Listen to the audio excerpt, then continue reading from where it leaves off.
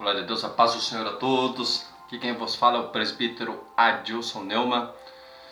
Vamos estar mais uma vez estudando a Bíblia, meditando e tendo um tempo de exposição da palavra. Um tempo bem rápido, um estudo bem curto. Só que hoje nós vamos estudar de uma forma diferente. Não vai ser aquela forma sistemática, não. Hoje vamos fazer um estudo mais expositivo da palavra de Deus.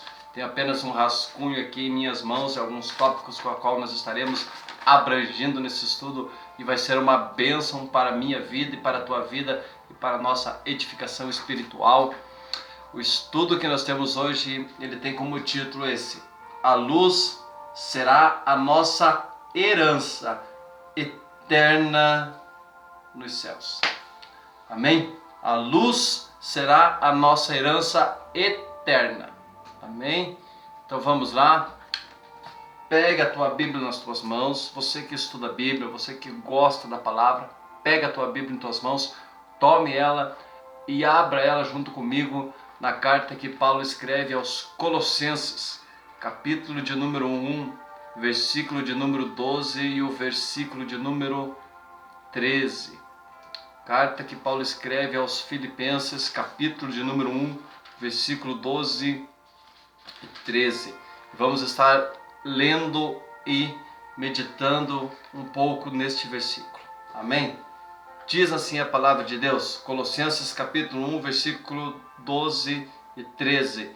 Dando graças ao Pai, que nos fez idôneos para participar da herança dos santos na luz.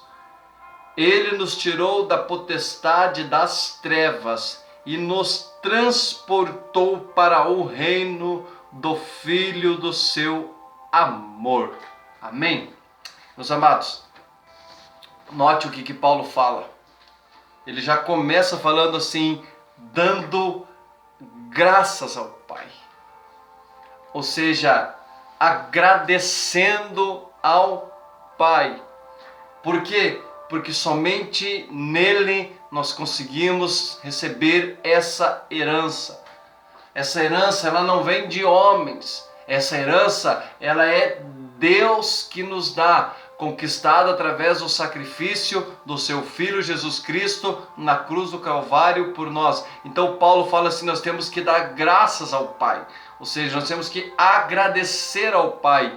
Por que agradecer ao Pai? Por esta rica e poderosa oportunidade, porque se Ele não nos desse essa herança, nós não teríamos herança nenhuma. Essa herança, ela vem de Deus. Então nós temos que agradecer ao Pai, porque é sendo gratos a Deus, é agradecendo ao Senhor que nós recebemos de Deus essa herança. Então Paulo ele fala assim, dando graças ao Pai que nos fez idôneos. O que significa essa palavra idôneos? Essa palavra ela faz todo o diferencial do texto que nós lemos para conseguirmos expor ele mais a fundo e mais profundamente em nossa vida. A palavra idôneos, do original, do hebraico, significa ortogar poder. Em outras palavras, autorizar. É como se Paulo estivesse falando assim, dando graças ao Pai que nos autorizou participar da herança dos santos na luz. Então Paulo está falando assim, nós temos que dar graças ao Pai. Por quê? Porque Ele nos autorizou, ou seja, Ele nos ortogou esse grandioso poder de participarmos da herança dos santos na luz. Então a palavra idôneo, autorizar, ortogar poder. Mas aí Paulo está falando assim, autorizou, ortogou o poder. Mas para quê? Como nós lemos, para participar da herança. Para que nós pudéssemos participar dessa herança. Para que nos fosse ortogado o direito, o poder, o acesso a participarmos dessa herança, a sermos herdeiros, participantes, co-herdeiros em Cristo. Tudo isso nós tivemos através do sacrifício de Jesus na cruz. E nós que abraçamos a fé, nós que acreditamos, nós que confiamos a vida ao Senhor. Aqueles que perseverarem até o fim serão salvos. Aqueles que forem até o fim e não desanimarem, terão o direito de participar dessa herança. E Paulo está falando assim que nós não merecíamos. Na verdade, nós não merecíamos. Nós merecíamos era o castigo, é a diferença de graça e de misericórdia. Graça é quando você merece um castigo, mas em vez do castigo, ele te dá a oportunidade de salvação, de você sair do castigo. É quando o Senhor ele tem misericórdia, quando ele tem graça, quando ele pega e nos salva. Nós não merecíamos a salvação. Mas Jesus, ele morreu na cruz, ele nos comprou com o seu sangue, e essa oportunidade que ele nos dá de podermos ser salvos, de participarmos dessa herança, de estarmos com Deus, vem de Jesus Cristo, porque ele morreu na cruz por nós. Através da graça nós somos salvos e temos a salvação em Cristo Jesus. Bora para frente, desenvolvendo. Vamos lá. Paulo ele está falando sobre uma herança, para que possamos participar da herança. Abra a tua Bíblia comigo no livro de Romanos, capítulo 8, versículo 17.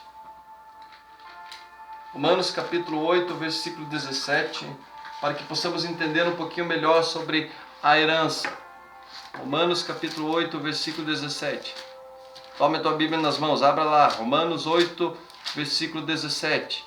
Diz assim: e se nós somos filhos, somos logo herdeiros também, herdeiros de Deus e co-herdeiros de Cristo, se é certo que com ele padecemos, para que também com ele sejamos glorificados.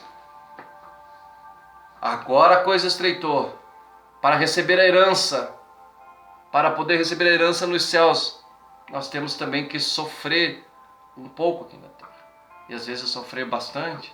Porque a Bíblia diz assim: se Cristo padeceu por nós, nós também padeceremos por Cristo, para que como Cristo foi glorificado, nós poderemos receber a glorificação com Cristo.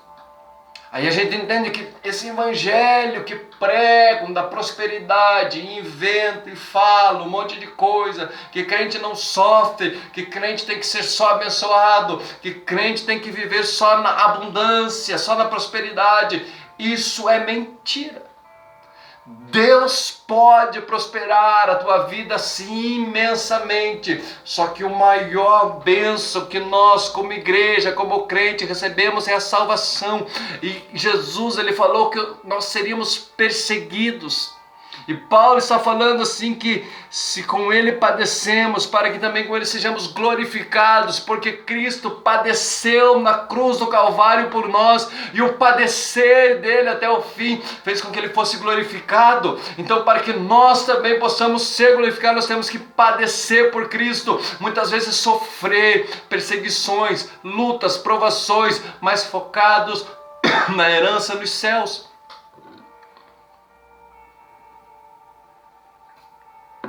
Essa é a diferença. Então, para receber essa herança, nós temos que aguentar firmes. Que é um exemplo de pessoas que não receberam a herança porque não aguentaram e porque não acreditaram, porque duvidaram. Abra a tua Bíblia no livro de Números, capítulo 26, versículos 52 e 56. Números 26, 52 e 56.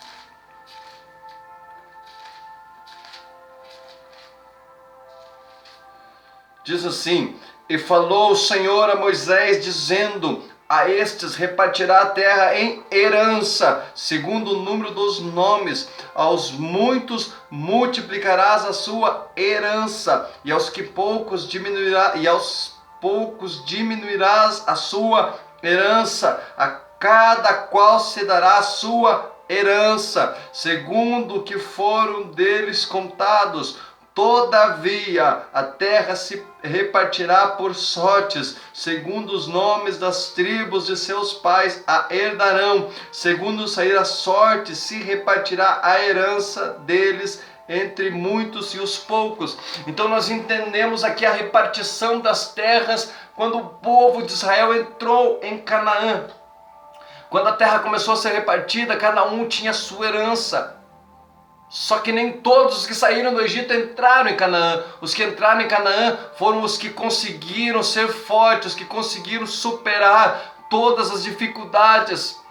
Muitos ficaram atrás do Jordão, muitos morreram no meio daquele deserto, outros ficaram no Jordão, mas os que passaram o Jordão, e o mistério da palavra aqui está justamente no Jordão, passar o Jordão para o outro lado. Muitos não conseguiram chegar até o Jordão, mas aqueles que conseguiram e tiveram coragem de passar o Jordão receberam a sua herança. Números 33, versículo 51.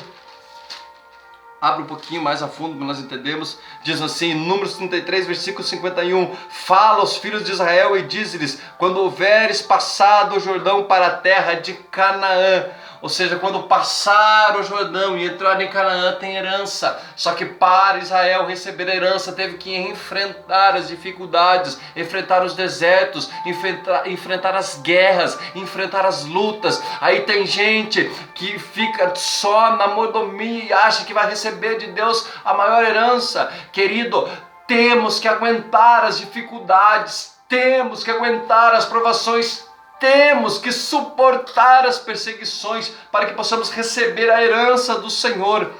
Aos que aguentarem, receberão. Aqueles que forem fiéis, receberão. Josué capítulo 14, versículo 1 e 2. Josué 14, versículo 1 e 2 diz assim: isto, pois, é o que os filhos de Israel tiveram em herança na terra de Canaã, o que Eleazar, o sacerdote, Josué, filho de Num, e os cabeças dos pais das tribos dos filhos de Israel lhes fizeram repartir por sorte da sua herança, como o Senhor ordenara pelo ministério de Moisés acerca das 9 tribos e da meia tribo. Querido, não vamos nos deter aqui na meia tribo, mas vamos entender aqui que todos os que atravessaram o Jordão receberam por sorte a sua herança, como o Senhor ordenara pelo ministério de Moisés. Ou seja, lá atrás, em Moisés, Deus já estava falando com o povo, e depois confirmou em Josué. Só que os que entraram e receberam foram aqueles que espiaram a terra, acreditaram que Deus poderia dar. Os que vieram e se amedrontaram e falaram que os obstáculos, que tudo que eles iriam enfrentar ali era muito maior do que eles, e eles eram como gafanhotos perto daqueles gigantes. Esses morreram no deserto, mas os que acreditaram em seu coração e guardaram a palavra, esses receberam a herança. Para você receber a herança do Senhor, para você ser cordeiro de Deus, você precisa entender que tudo Deus pode fazer para nós, que as dificuldades podem ser grandes, mas Deus é quem nos fortalece para que possamos aguentar firmes até o último dia. Vamos voltar lá para Colossenses capítulo 1, versículo 12 e 13. Agora já entendemos um pouquinho sobre o que significa essa herança que Paulo está falando. Herança que receberemos do Senhor, se aguentarmos e formos fiéis a Ele. Aí Paulo está falando assim: para participar da herança dos santos na luz. Não há herança nas trevas, a herança é na luz. A herança é na luz. Salmo 119, versículo 130. Abra a tua Bíblia também para você entender um pouquinho mais. Nós já lemos, nós já estudamos sobre esse versículo, mas abra. Salmo 119, versículo 130. A exposição das tuas palavras dá luz e dá entendimento aos simples. Essa palavra, justamente essa palavra vai fazer toda a diferença para que muitos possam entrar e que muitos não entrarão. Porque a desculpa de muitos nos dias de hoje é: eu não conhecia e não sabia que era assim. E por que não conhecia? Porque não sabia que era assim, porque tinha uma preguiça de abrir, de ler, de saber o que está escrito neste livro. Livro que Deus deixou para, como manual, nos guiar para receber essa herança. A palavra é bem clara, a exposição das tuas palavras dá luz, dá entendimento aos simples. Ou seja, não precisa ter credencial, não precisa inventar, não precisa ter um estudo aprofundado em teologia, basta você conhecer Deus e você ter curiosidade de aprender o que está escrito neste livro. E Deus e a própria palavra vai começar a expor em tua mente e você conhecerá mais de Deus. Só que muitos só têm a Bíblia estampada em cima de um quadro na parede ou numa estante aberta no Salmo 23 ou no Salmo 91. Mas há 66 livros, de Gênesis a Apocalipse. Aí a desculpa das pessoas é nem tudo que está na Bíblia para a gente conhecer. Se não é, então por que existe a Bíblia?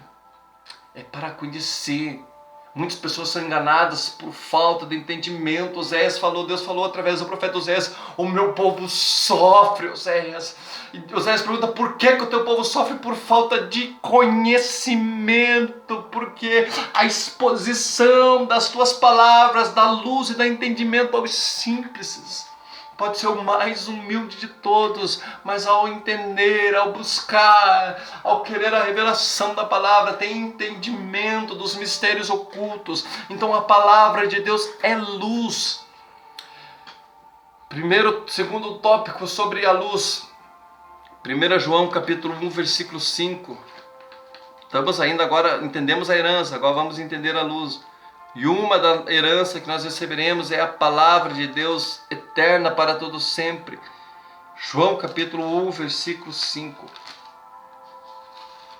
Diz assim: e esta é a mensagem que dele ouvimos e vos anunciamos, que Deus é luz e não há nele trevas nenhuma. Então o apóstolo João já estava anunciando aquilo que eles tinham ouvido, aquilo que tinha conhecido com Jesus e o que ele sabia de Deus.